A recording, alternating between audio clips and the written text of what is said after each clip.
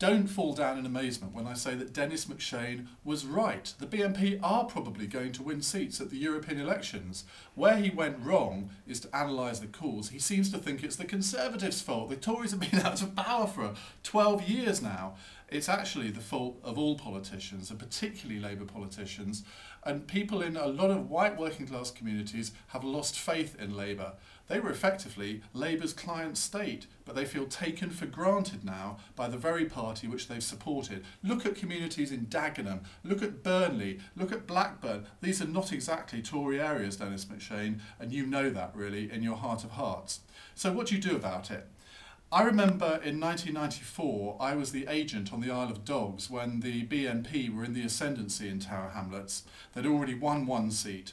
And I can remember being at a polling station and actually not being able to bring myself to talk to them. But I was wrong. What you actually have to do is confront them head on, not ignore them, because you then just turn them into martyrs. They can just go around and say, well, none of the main three parties care about you, I'm on your doorstep. What you've actually got to do is fight them in the communities. Do what the Liberal Democrats have done over the years and indulge in pure pavement politics, because that's the only way that local communities are going to trust you to sort out their problems. And that won't happen overnight. It's going to have to happen over a period of years.